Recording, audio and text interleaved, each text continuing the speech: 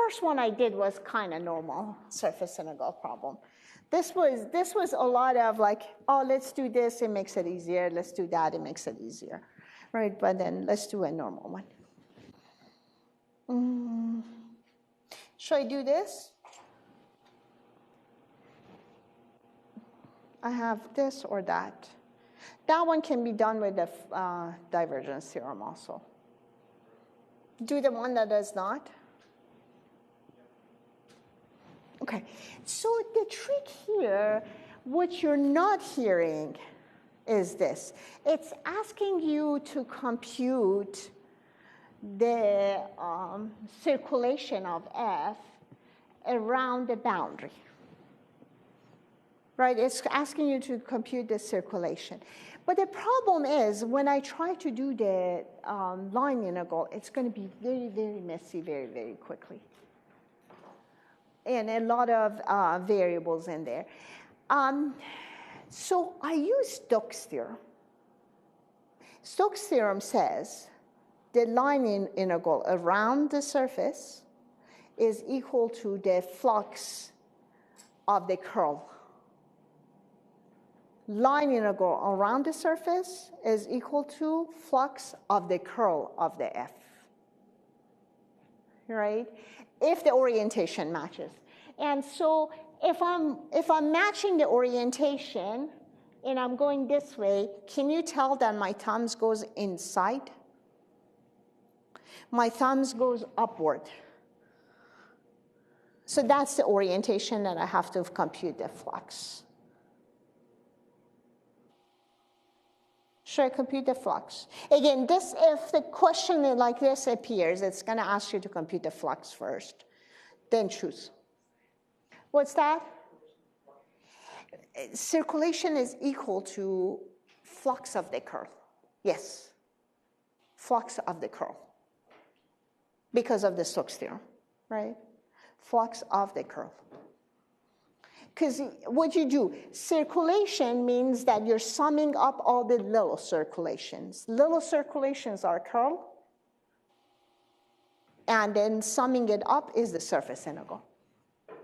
So flux, circulation means that you're summing up the little circulations, basically, which are the curls. So let's compute the curl. Again, this is going to be one of the heavier ones. I really don't have like a simple ones. I can redo the simple ones I did on Friday. Do you guys want? Or you can bring up one and I do it, basically. That's if you want to bring one from the book, I can do it. But let's do this. So circulation on the boundary is this.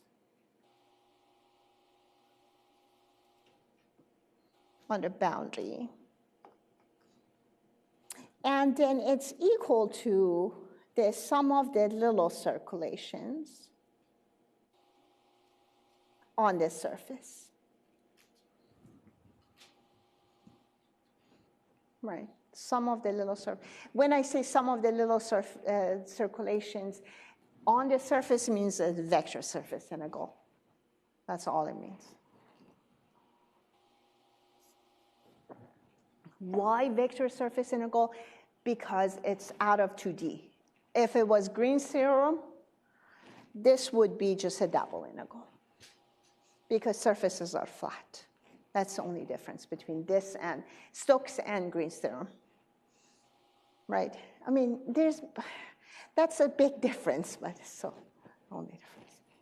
Green's theorem is a subset of the Stokes theorem, basically. So I have this. So let's compute curl of F.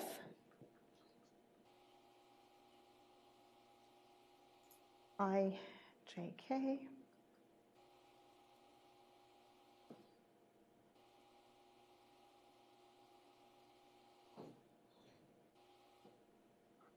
So in here, I get 0. In here, I get 0. Okay, not too bad so far. And 0 minus 2y.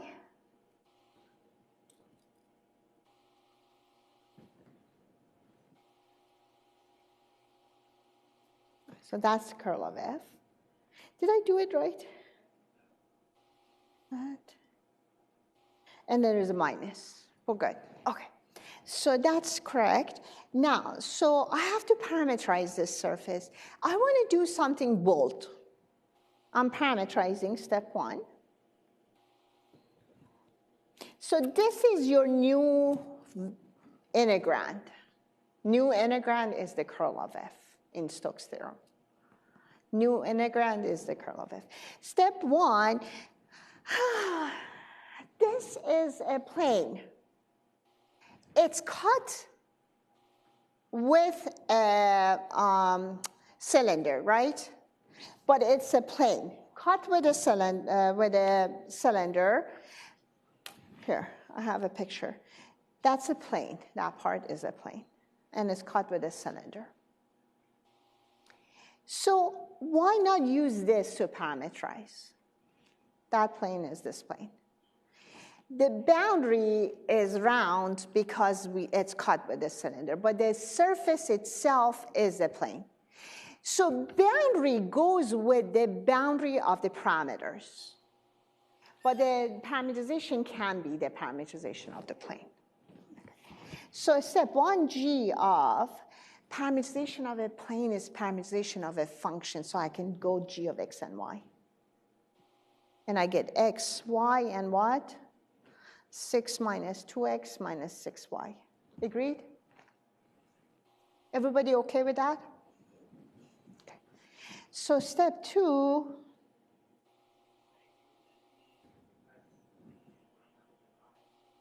divided by 3.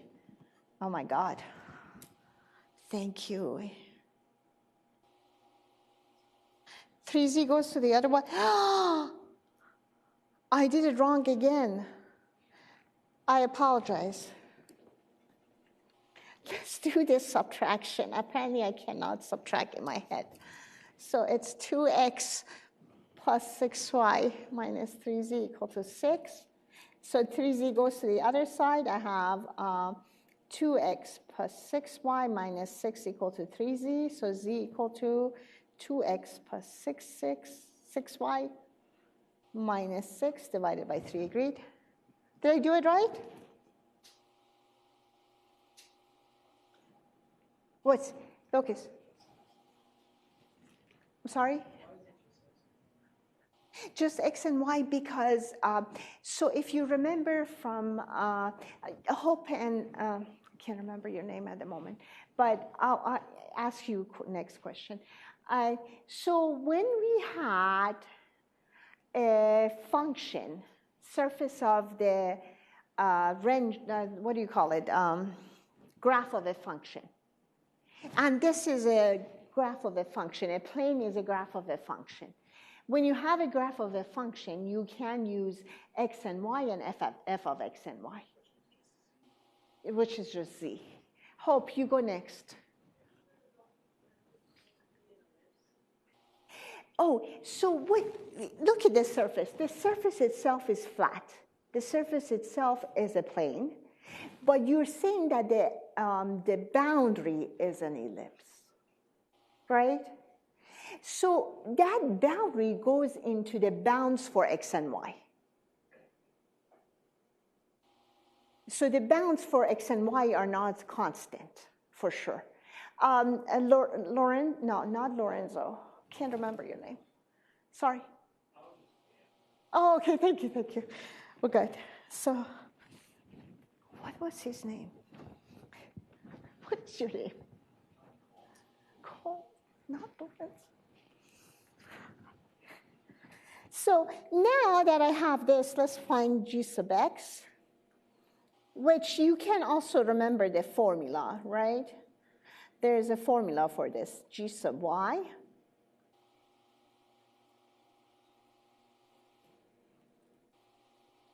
Oh, yes, 6/3, which is 2, and then cross them together. I'm going to replace this by 2. And then cross them together, G sub x cross G sub y is equal to negative 2/3. and then -2, and then 1. Agreed? And so that is that the right direction? Wait, z is positive. If I go this way, right, z is going to be positive. It's going to go inward. Inward z is positive.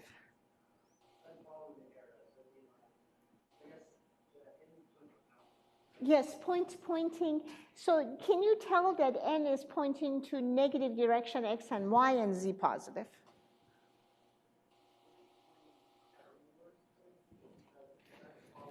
Hold on, let me see if I have the, no, I don't have the GeoGebra here.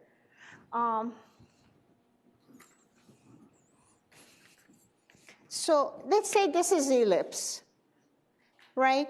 And so ellipse is sitting like this. Okay, so it's, right? Can you tell? Okay, I was seeing it like this. I'm trying to... Okay, is that, we're good, good. This is one of the worst one in terms of the direction of n. Most of them are easy to tell. That's the worst one. I think one of our graduate students kept swearing every time he had to explain this.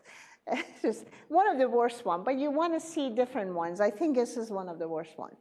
Wait, is it going inside the shape or out? N is going inside the shape. N is going inside the cylinder. Because I'm going, this is the, I'm showing this from the bottom part, bottom image. That shape is bottom of the cylinder. Sylvia. No, I guess it's like the way we know that we can't really tell what x is doing. We know that y is going negative. And we know z because like it's like, look at this. See, if it's coming this way, z is going to be positive also. You just need one of them. Y is the best bet. Y being positive is the best bet.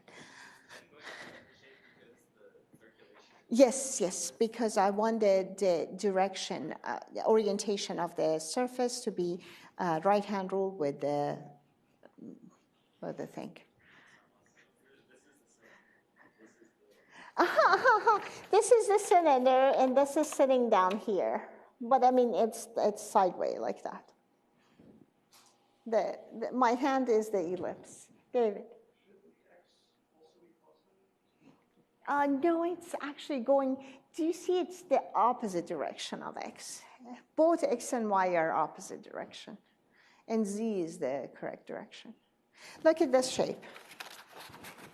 Thank you for reminding me. Noah, you made me into a monster again. There we go. Look at this. I have to cut this. Do you guys have any? Do you have anything that can? Do you have scissors? Oh my God. You're my hero at the moment. So I'm going to cut this. Well, we needed a little bit of break too. Thank you. So I'm going to go. And flew away, thank you. So this is the bottom. Everybody see the bottom? And so when I'm trying to do an N, it goes that way. Do you see that my index finger is pointing toward the Y positive, Z positive, and it's also going against the X and Y. Huh?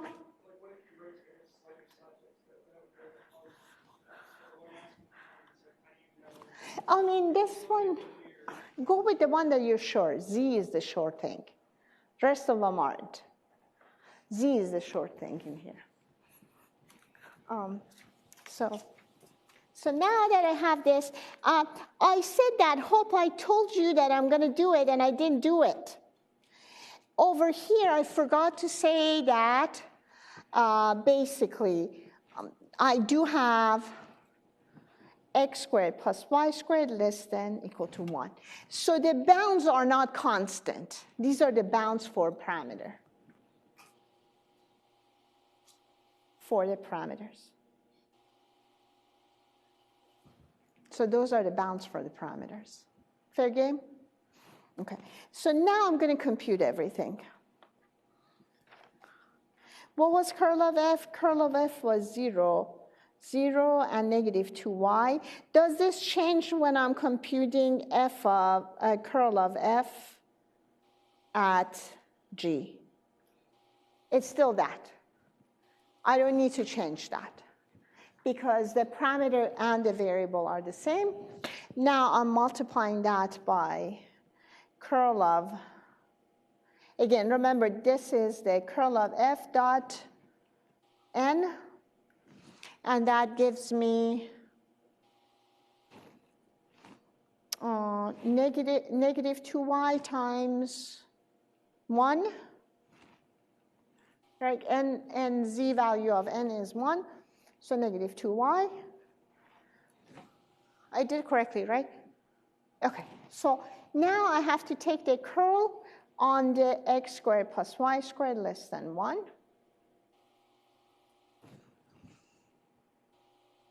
Right? I don't have the bounds set up. Why do I do this when I don't set up the bounds? Because I want to say let's do a transformation right away. What type of transformations are you guys into?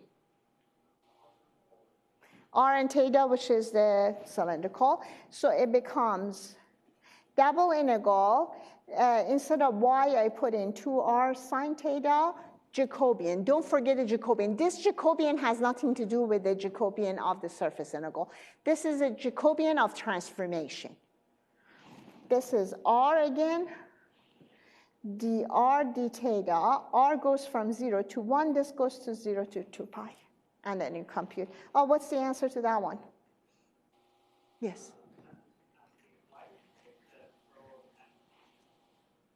Oh, curl of f is, remember, when we started, we wanted to do Stokes' theorem. There was f dot dr, which was very difficult to compute. So we replaced it with the surface integral of the curl. So my new integrand is curl, not f, but the curl of f. And so again, new integrand. So instead of f, I have curl of f. I still have to parameterize curl of f, not f, but curl of f. But the parameterization is very easy, so it's OK. And I parameterize it again by just keeping it the same. And then the only thing is that parameterization was easy, but the bounds were difficult. And I took care of the bounds by a transformation.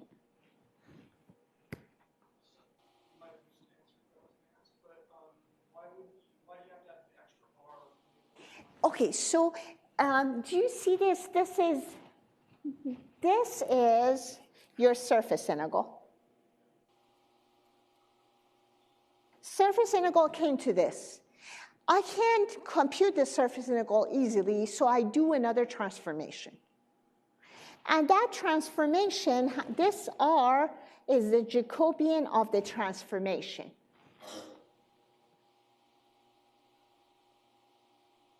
I could have technically, if you look at the solutions that I posted, I could have made the parameterization very complicated, and then I would have easy bounds, and I would not have to do the transformation at the end. But that is very messy, and you make a lot of mistakes. So if you make the easy parameterization, sometimes it's to your benefit. And then do another transformation at the end.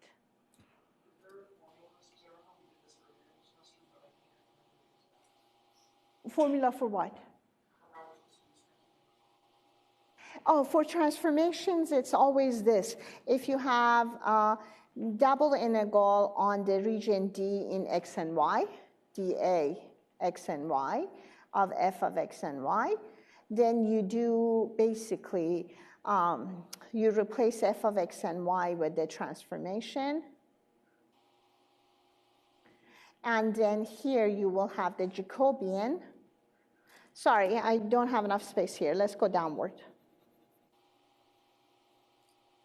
You go f of g, then you go Jacobian g, then dA becomes u and v, and d becomes u and v, the region for u and v.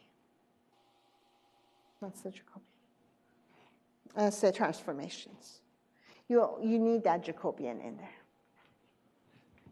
And some of them are becoming a second, what do you call it, when it's very, you're becoming more and more comfortable with doing some of the transformations very quickly, like it's seemingly cylindrical, polar, and spherical. Those are the ones that become a second nature to you eventually, and in the next course. Yes? So I understand well, how did we get 0 to 1? Was it because it's x squared plus y squared equal to 1? Less than equal, yes, because, so the disk is x squared plus y squared less than 1. The circle is equal to 1, the disk is going to be less than equal to 1, because it's inside the boundary. Boundary is just equal, inside is less than equal to. So if it was just like hypothetically x squared plus y squared is equal to 4, then that would be from 0 to 2. Yes, exactly. 0 to 2. Okay, so I have half an hour reservation in this room. Let me see. I could do this. I could go back and do some of these. Do you guys want me to do these again? Story time? I actually told this story today already. Someone came in and said, I'm an international, non-traditional student, and I'm already behind, and I'm gonna be set behind. So I had to tell the story of all the people that we knew that were very behind. Oh, one of them is the most famous.